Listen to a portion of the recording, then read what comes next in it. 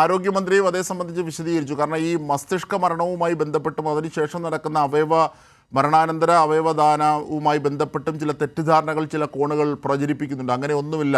അവയവദാനം അല്ലെങ്കിൽ അവയവക്കടത്തുമായി ബന്ധപ്പെട്ട് സംസാരിക്കേണ്ട ഒന്നല്ല. കാരണം അവയവദാനം മസ്തിഷ്ക മരണം സംഭവിച്ചതിന് ശേഷം ബന്ധുക്കളുടെ അനുമതിയോടുകൂടി ചെയ്യുന്നതിന് പ്രത്യേക മാനദണ്ഡമുണ്ട്, അതിന് പ്രത്യേക കമ്മിറ്റിയുണ്ട്. ഇതടക്കമുള്ള കാര്യങ്ങൾ ആരോഗ്യമന്ത്രിയും വിശദീകരിച്ചു. അല്ലേ ഷിജ? തീർച്ചയായും അവയവദാനവുമായി ബന്ധപ്പെട്ട് പ്രത്യേകിച്ചും കേസ് ഓട്ടോ സംസ്ഥാനത്ത് ഈ സർക്കാർ അധികാരത്തിൽ വന്നതിന് ശേഷം രൂപീകരിച്ചിരുന്നു. 49 അവയവദാന കേന്ദ്രങ്ങളാണ് നിലവിൽ സംസ്ഥാനത്തുള്ളത്. പ്രത്യേകമായി ഒരു രജിസ്റ്റർ സംവിധാനമുള്ളതും സംസ്ഥാനത്താണ്. ആ രീതിയിലാണ് സംസ്ഥാനത്ത് പ്രവർത്തനങ്ങൾ നടക്കുന്നത്.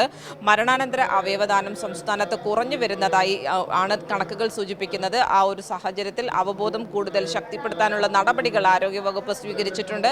അതിനൊപ്പം തന്നെ തെറ്റായിട്ടുള്ള പ്രവണതകൾ, ചൂഷണങ്ങൾ ഒക്കെ തടയുന്നതിന് വേണ്ടിയിട്ടുള്ള നടപടികൾ കൂടുതൽ കർക്കശമാക്കിയിട്ടുണ്ട്. സോട്ടോ ഇതുമായി ബന്ധപ്പെട്ടിട്ടുള്ള കാര്യങ്ങൾ പരിശോധിക്കുന്നുണ്ട്, കൃത്യമായ രീതിയിലുള്ള ഓഡിറ്റ് നടത്തുന്നുണ്ട്. പക്ഷേ ഇതുവരെയായി അനധികൃതമായ രീതിയിൽ അവയവദാനം നടന്നു എന്ന തരത്തിൽ ഇതുവരെ ഒരു പരാതിയും കേസോട്ടോയ്ക്ക് മുന്നിൽ ലഭിച്ചിട്ടില്ല എന്നുള്ള കാര്യവും നിലവിൽ ഈ ചോദ്യോത്തരവേളയുമായി ബന്ധപ്പെട്ട് നിയമസഭയിൽ വീണ ജോർജ് അറിയിക്കുകയും തീർച്ചയായും വീണ ജോർജിന്റെ വാക്കുകൾ കൂടി കേൾക്കാം.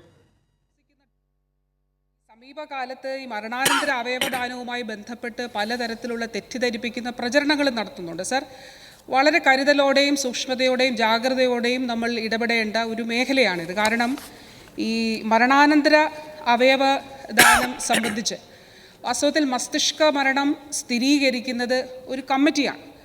ആ കമ്മിറ്റി ഇപ്പോൾ ഏതെങ്കിലും ഒരു ആശുപത്രിയിൽ ഒരു ബ്രെയിൻ ഡെത്ത് ഉണ്ടായിട്ടുണ്ടെങ്കിൽ ആ ബ്രെയിൻ ഡെത്ത് സർട്ടിഫൈ ചെയ്യേണ്ടത് ആ ചികിത്സിക്കുന്ന ആശുപത്രിയിലെ ചികിത്സിക്കുന്ന ഡോക്ടറും ആശുപത്രിയുടെ സൂപ്രണ്ടും അവിടുത്തെ ന്യൂറോളജിസ്റ്റും. പിന്നെ കേരളം പ്രത്യേകമായിട്ട് ഇതിലൊരു കാര്യം കൂടി കൊണ്ടുവന്നിട്ടുണ്ട് സർ. അതായത് എംപാനൽ ചെയ്ത ഡോക്ടർ, ആ ഡോക്ടർ ഈ ആശുപത്രിയിലുള്ള ഒരാളാകരുത്, പുറത്തു നിന്നുള്ള ഒരു ഡോക്ടർ. അങ്ങനെ ഇവരടങ്ങുന്ന സംഘമാണ് ഈ മസ്തിഷ്ക മരണം സ്ഥിരീകരിക്കേണ്ടത്. ഷിജ, ഈ മുഖ്യമന്ത്രിയും വീണ ജോർജും പറഞ്ഞ കാര്യങ്ങളെ സംബന്ധിച്ച് കേട്ടു. ഇനി മറ്റെന്തെങ്കിലും പ്രധാനപ്പെട്ടവ നിയമസഭയിൽ നിന്ന് അറിയാനുണ്ടോ മറ്റു വാർത്തകളിലേക്ക് പോകുന്നതിന് മുമ്പ്?